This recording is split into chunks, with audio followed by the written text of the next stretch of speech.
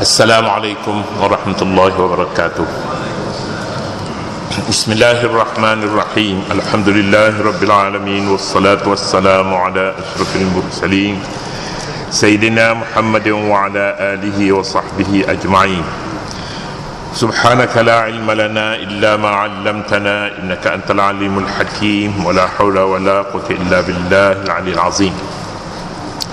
Sila ke muka surat 644 ayat 5 hingga 12. A'udzu billahi minasy syaithanir rajim. Bismillahirrahmanirrahim. Innal abrara yashrabuna min ka's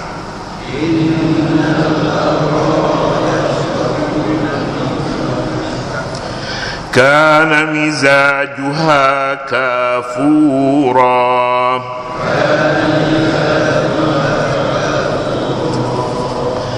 aynan yashrabu biha ibadullah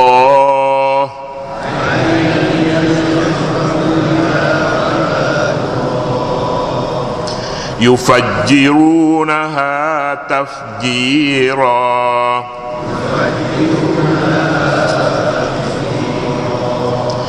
yufuna bin nadhri wa yakhafuna yawma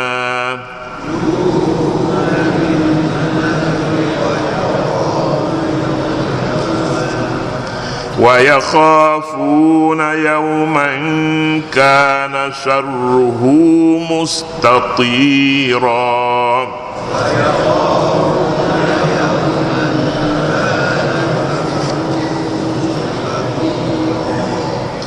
Wa yut'imuna at-ta'ama 'ala hubbihi miskinan wa yatiman wa asira.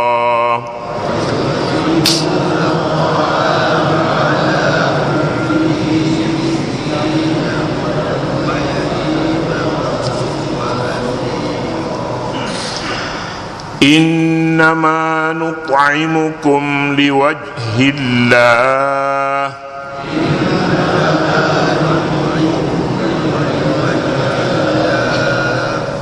la nuridu minkum jazaa'an wala syukura.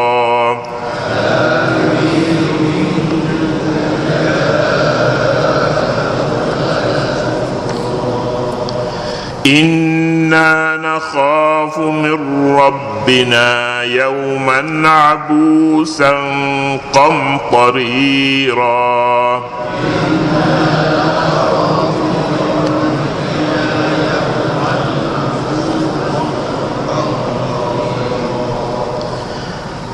Fawaqahumullahu syarra dhalikal yawm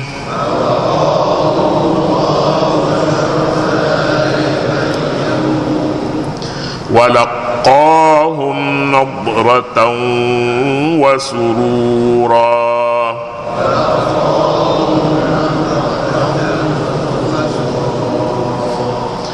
Wajazahum bima sabaru jannatan wa harira.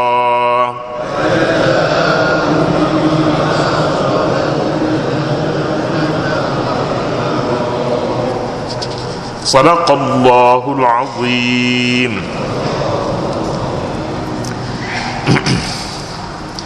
Innal abrara yashrabuna min ka's. Sesungguhnya orang-orang yang berbakti itu minum air dari piala yang bercampur dengan haruman kafur. Ayat sebelum ini menyatakan balasan terhadap orang-orang kafir. Inna a'tadna lil kafirina salasila wa aghlalan wa sa'ira. Kami telah menyediakan bagi sesiapa yang berlaku kufur rata-rata dan belenggu-belenggu serta api neraka yang menjulang-julang. Ini kepada orang kafir. Penerangan Al-Quran selalunya dia menjelaskan sesuatu dengan menyatakan lawannya, kerana tidak jelas sesuatu yang kita lihat, yang kita fikir, jika kita tidak mengetahui lawan bagi perkataan itu ataupun sesuatu yang menyatakan itu. Hitam tidak akan jelas hitam itu jika kita tidak nyatakan bagaimana putih. Warna putih, putih tidak ada warna, tapi lawannya hitam. Jadi kalau begitunya, penerangan tentang balasan terhadap orang kafir tidak begitu buruk jika tidak dinyatakan balasan kepada orang mukmin, orang yang banyak berbakti kepada Allah Subhanahu wa taala, yang disebutnya abrar, orang-orang yang berbakti kepada Allah. Abrar, barra maknanya buat baik. Barra abahu wa ummahu, dia berbuat baik kepada ibunya, bapaknya. Abrar, laisal birra an tuwallu wujuhakum, bukan kebajikan jika anda menghadap muka ke arah kiblat, walakinnal birra man amana billahi wal yawmil akhir wal malaikati wal kitab wal nabiyyin, dan seterusnya. Tetapi kebajikan itu ialah iman kepada Allah, nabi-nabi, malaikat, hari akhirat, dan seterusnya. Satu perkataan lagi, katanya disebutnya al-barru ini al-birru daratan, darat. Al-barru wal bahru, daratan dan lautan. Mana yang lebih luas? Semuanya ni luas. Daratan pun luas, lautan pun luas juga. Kemudian datang perkataan al-birru untuk menyatakan luasnya amal kebajikan ini. Luasnya amal kebajikan, sentuh saja bahan yang berkebajikan, maka pahala kita akan dapat padanya. Ayat menyatakan orang-orang Islam, orang-orang mukmin pada hari akhirat akan diberi kepadanya minum dulu sebelum makan. Minum dulu, barulah kita merasakan nikmatnya makan selepas itu. Tapi orang katanya jangan minum dulu, nanti kenyang cepat. Makan tak boleh makan banyak. Nak makan banyak tu cerita lain pula. Minum dulu. Tak itulah kita pergi kedai mamak pun, mamak nanya, nak minum apa? Kita nak makan. Dia kata nak minum apa? Bagi minumlah, cakaplah apa-apa nak minum. Maknanya kalau orang tu dia minum tu, mesti dia tak pergi, dia tunggulah sekejap lagi lah. Macam Al-Quranul Karim apabila menyatakan nikmat pergi ke syurga ini, mula-mula sekalinya minum. Yashrabuna, minum ni dalam cawan ke dalam gelas plastik ke, min ka'sin, gelas kaca. Ya tak main plastik dari sana, di sini ya plastik yang umum buang dah di sini, dunia pun dah mewah. Yashrabuna min ka'sin kana mizajuha ni mizajnya pressure. Kita minum pressure buah anggur ke, apple ke, ada bau dia, ada rasanya. Tapi rasa di sini kapur. Mizajuha kafur ni bukan kapur makan sirih, tidak ni. Ada ini kapur tu orang tak makan. Tapi penulis pentafsir di Nusantara ini, bukunya nama Tafsir Al-Azhar, Buya Hamka dia kata kapur baru. Lagi orang tak makan. Orang mani orang mati, tapi dia terjemahnya begitu, kapur baru. Sebenarnya ini satu tanaman. Orang Arab dulu dia datang ke sini, dia mengambil rempah-rempah, kulit kayu manis, pada bunga cengkeh apa dululah. Orang Arab datang, masyhur di kawasan Nusantara ini dengan tanaman. Kafur salah satu daripada tanaman. Tetapi ini bukan kapur yang diperbuat daripada kulit kerang ke apa, bukan itu ni. Ini kafur ini satu bahan yang lazat. Dia sebaris duduknya dengan zanjabil ini halia, air kafur ini bahan-bahan yang istimewa lah. Sebab itu disebutnya minuman ahli syurga. Kalau kita bayangkan kapur itu salah maknanya, maka tak sedap lah. Semua bahan-bahan di syurga ini bahan yang sedap semuanya. Sedap rasanya, sedap lihatnya, sedap disentuh, sedap diminum, semuanya sedap rasanya. Abrar di sini, ini orang yang istimewa dia minumnya, dinyatakan di sini perisa kafu. Kita akan tahulah tu. Kalau kita tak boleh tahu sekarang ni, jangan kita terjemah benda-benda yang maknanya tidak berapa sedap dalam bahasa Melayu.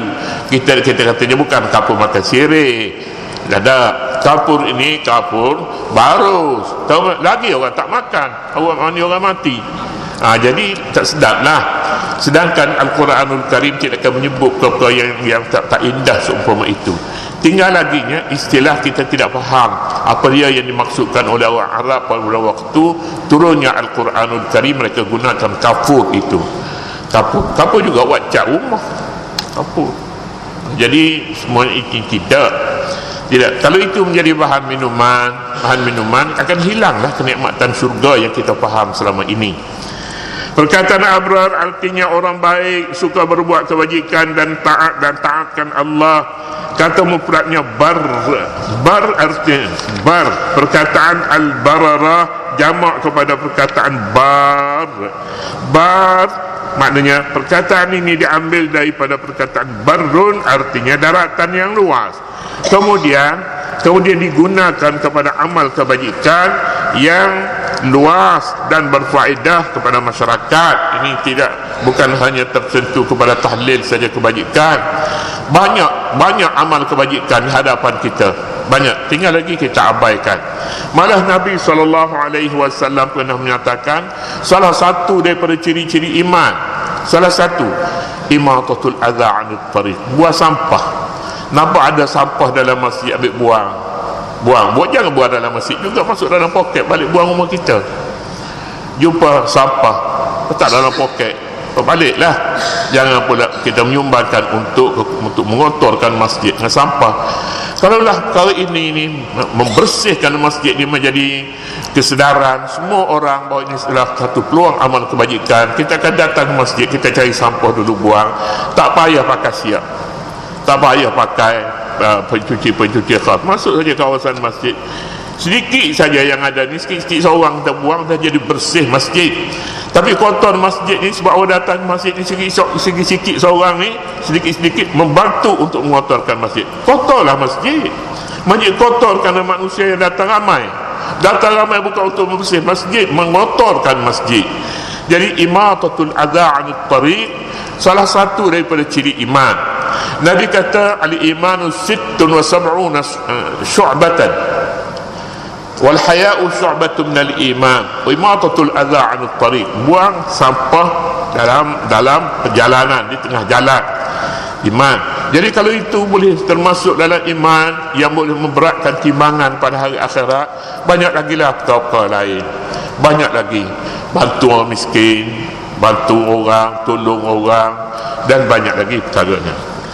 Untuk orang-orang mukmin disediakan di dalam syurga minuman yang bercampur kafur, iaitu mereka minum di dalam gelas yang dicedok dari sebuah mata air yang sentiasa mengalir, dan banyaknya air itu.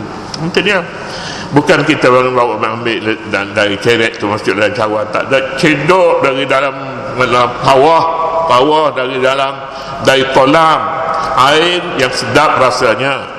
Nak sebutnya mewah. Orang yang mewah ni bekas-bekasnya besar, tapi dia minum sikit saja, dia tinggal lah.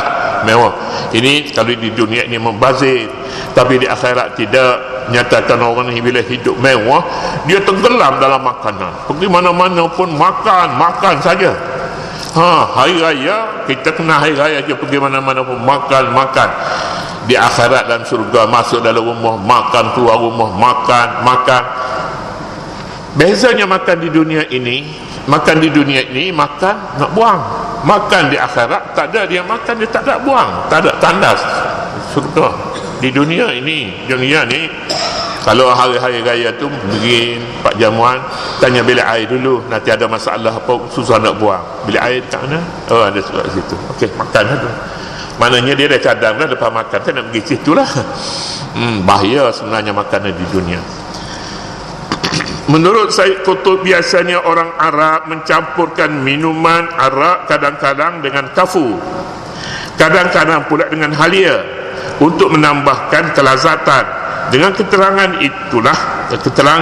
ini, tahulah mereka bahawa syurga disediakan minuman yang bercampur kafur dengan mewahnya, tetapi kelazatan minuman tentulah lebih tinggi lagi daripada minuman lain di dunia ini. Minuman di dunia ini sudah sedap sebenarnya, minum air halia. Mahal air halia tu, tapi kita buat rumah tak sedap. Minum masjid lepas sembahyang tarawih sedap, air halia. Balik ke rumah air halia tu juga tak sedap. Kalau balik ke rumah tak sedap, minum di sini dia naknya bubuk-bubuk sikit, beratur sikit-sikit, panjang-panjang, tak mahu juga. Kali begitu agaknya lah. Apakah yang dimaksudkan dengan kafur itu? Menurut kamus bahasa, banyak makna diberikan kepada perkataan ini. Salah satu daripada maknanya seperti yang diberikan oleh Hamka ialah gambar, kalau ni tak tahu ni benarnya, dia sebutnya begitu, iaitu zat putih, bahan tu putih dan wangi, dikeluarkan dari dalam pohon kayu yang biasa tumbuh di hutan-hutan Pulau Sumatera.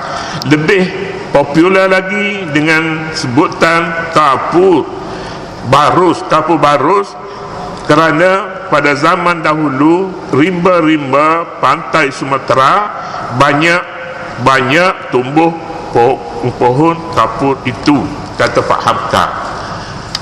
Lah, dia ambil daripada mana ni adalah ni sandaran dia kata ini nama pokok ni mengeluarkan kapur getah kayu. Jadi istimewa katanya, orang Arab datang ke sini mengambil pokok ini bawa balik ke negeri mereka, dan merupakan satu benda yang diminum, dicampur ke dalam air dan sedap rasanya.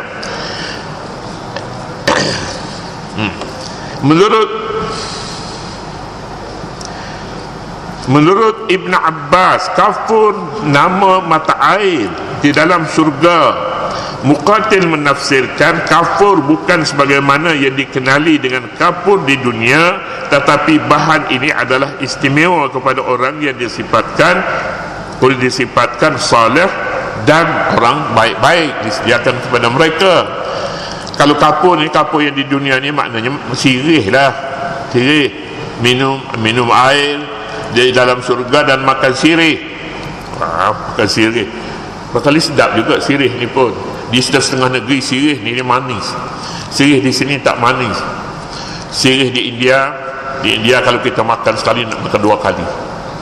Kita pergi mengaji, masuk kelas tu merah, bibir muduk-muduk dari India, dan di bucu-bucu gini tempat dia buang air, macam tu. Kita pun tumpang buang katanya sikit, kalau tidak banyak pun sikit dia letak tu. Sirih dia campur madu, dia campur bahan-bahan bunga yang rempah tu, upah-upah, selera rasanya dia tak mengantuk mengaji pun.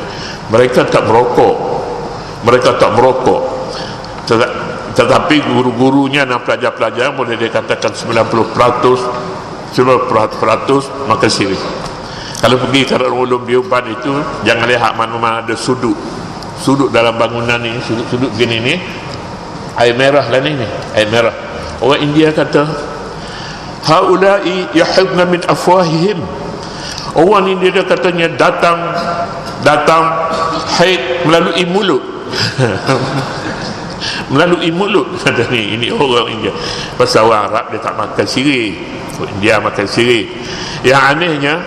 Yang anehnya sirih, kita nampak Maulana yang undang-undang tak berhenti, mulut dalam mulut dia ada semua sirih, selalu sirih merah mulut ni. Dia ada pasu khas di sebelah ni, pasu khas, pasu nak buang air sirih. Mula-mula kita pergi, kita rasanya tak elok lah, tapi kalau duduk lama sikit kita rasa itu satu budaya yang kita rasanya kita pun boleh tiru lah, makan sirih. Begitu boleh lah.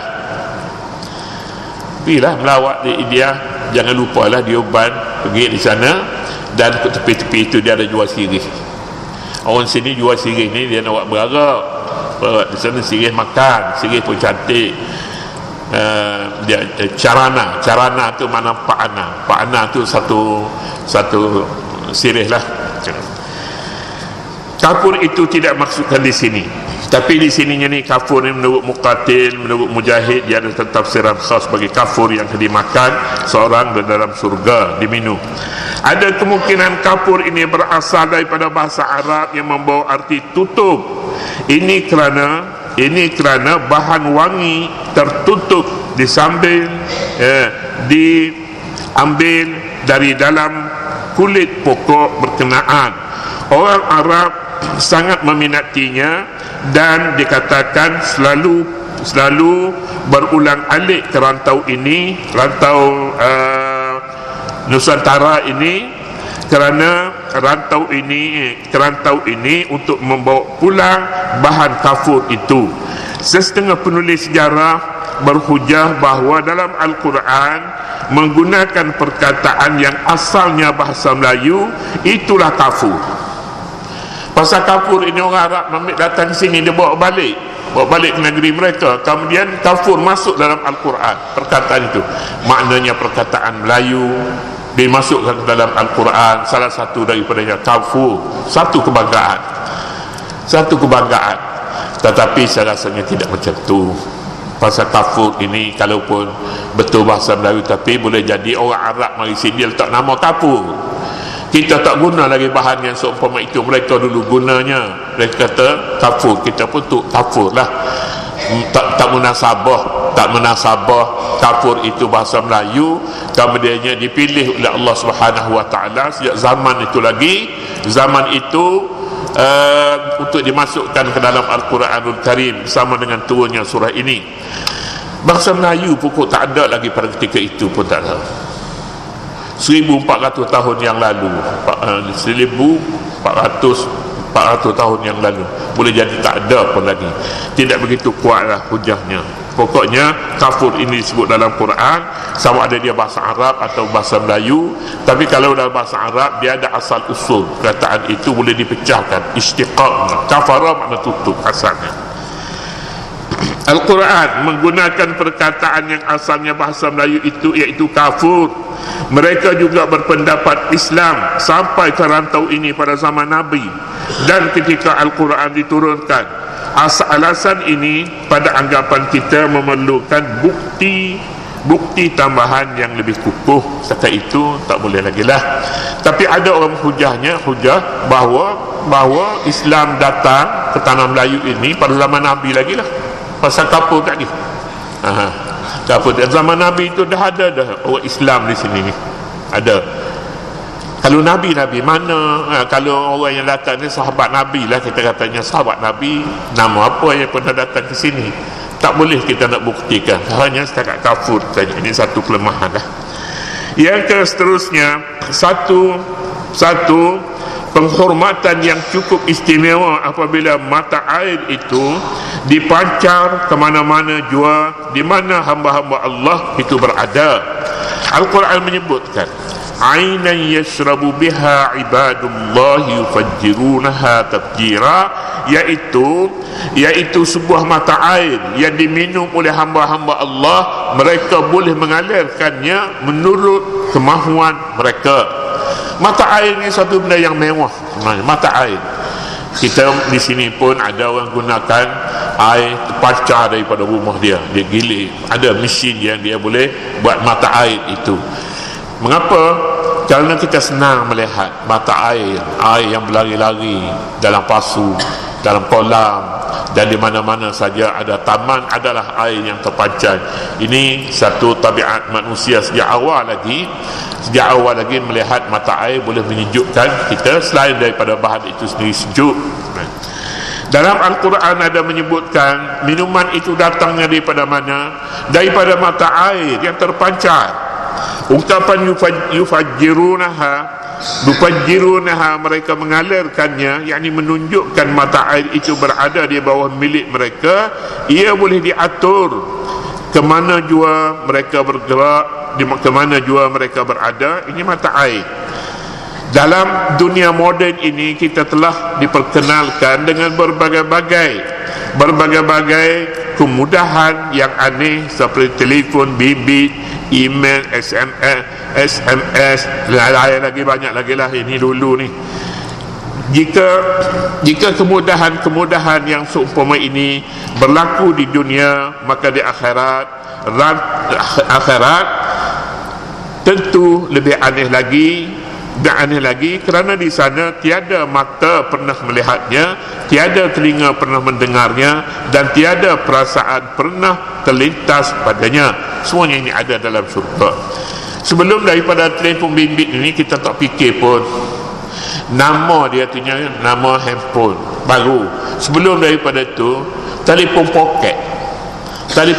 Kalau kita baca dalam Dian, Yusuf Zaki dalam menulis pada ketika itu, dia kata akan tiba zaman telefon poket. Telefon poket, manusia boleh bawa ke mana-mana dan boleh bercakap. Orang menganggap satu perkara yang sangat aneh, mustahil boleh ada begitu. Telefon di rumah tak boleh bawa pergi mana-mana. Oh, tapi sekarang ni cukup hebat.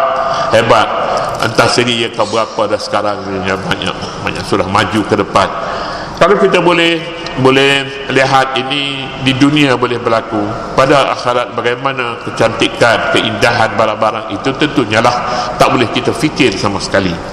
Demikian juga bila disebutkan mata air boleh diminum dari mana-mana saja, ke mana saja anda pergi, mata air itu ada. Seolah-olahnya mata air itu duduk bersama dia boleh bawa pergi mana-mana. Mata air itu dia bawa tapak kaki dia. Nak minum, ambil saja gelas, ambil saja mata air itu boleh minum. Mata air itu terpancar daripada rumah dia. Dia pergi nak naik ke langit pun bawa air itu. Tak. Ini yang kita rasanya aneh, tetapi benar.